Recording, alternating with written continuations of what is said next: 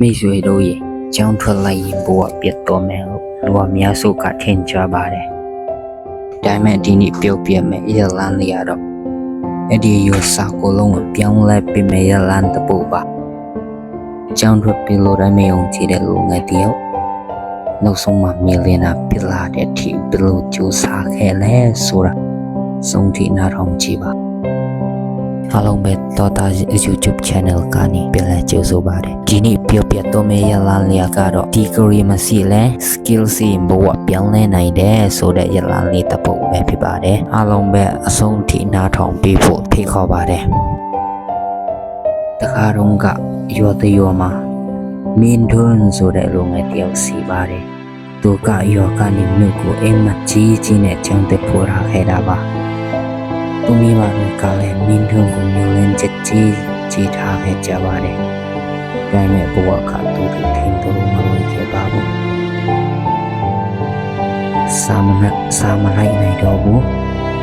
ဖီးပြီးဖို့ပိုက်ဆံမရှိတော့ဘူး hostel fee လည်းမတန်နိုင်တော့ဘူးနောက်ဆုံးမှသူကျောင်းထွက်လိုက်ရပါတယ်ကျောင်းထွက်လိုက်တဲ့ချိန်မှာသူတငယ်ချင်းချုပ်က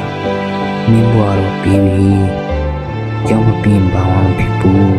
လို့ပြောကြပါတယ်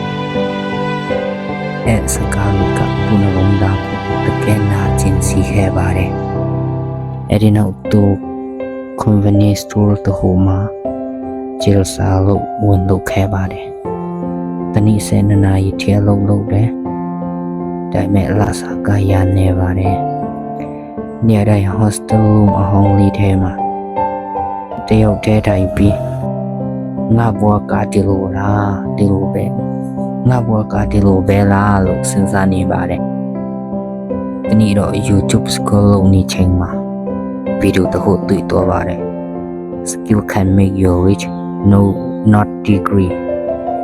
အဲ့ဒီစကားကသူ့စိတ်ထဲမှာမိတော့တစ်ခုလို့ဖြစ်သွားပါတယ်ဟုတ်တာပဲ degree မရှိလဲ skill စီရင်ငါဘွားပြောင်းနိုင်တယ်လို့သူဆုံးဖြတ်လိုက်ပါတယ်အဲ့ဒီနေ့ကစားပြီးဖုန်းတစ်လုံးနဲ့ video editing thumbnail design AI tool တွေစာလီလာပါတော့တယ်အစားပိုင်းမှာတော့မင်းတို့တွေ့ရခက်ခဲပါတယ်အဲ့ဒီ login at chat ဖြစ်တယ် export file ဖြစ်တယ် server reject ဖြစ်တယ်ဒါပေမဲ့သူလုံးဝလက်မစော့ခဲပါဘူးမိတိုင်းအနည်းဆုံး3နာရီလောက် skill တိုးတက်ဖို့ကြိုးစားပါတယ်3လကြာမှတော့ fast server ရရှိခဲ့ပါတယ် logo design တခုအတွက်ဒေါ်လာ100ရရှိခဲ့ပါတယ်အဲ့ဒီဒေါ်လာ100ကသူ့အတွက်တာဝန်ပိုက်စံမဟုတ်ပါဘူး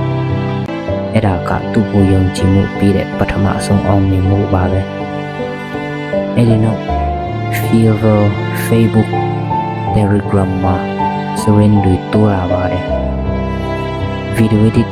Service Thumbnail Design AI Content Service တို့လုပ်လာပါတယ်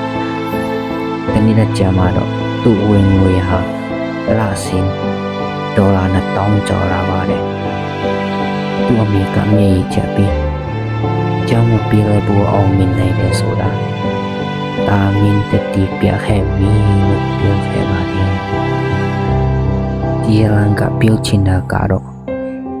degree မရှိလဲ skill စီရင်ဖို့ပြောင်းနိုင်တယ်ဆိုတာပါပဲလူတွေမင်းကိုမယုံကြည်တော့မင်းကိုမယုံကြည်ပြီးမလျှော့တဲ့စိတ်နဲ့စစ်သွားပါတနည်းမှာမင်းလည်းမင်းမကွာမှတကယ်ရောက်နိုင်မှာပါဆုံးထိနားထောင်ပြီးတဲ့အတွက်အလုံးပဲအထူးကျေးဇူးတင်စီပါတယ်ဒီနေ့ပြောပြတော့တဲ့အကြောင်းအရာတွေကနေစိတ်ခွန်အားတွေရရှိမယ်လို့မျှော်လင့်မိပါတယ်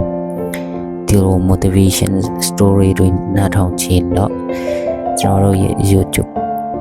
YouTube channel ကို like and subscribe လေးလုပ်ပြီးခဲ့ကြပါဦးအားလုံးပဲကျမချမ်းသာကြပါစေ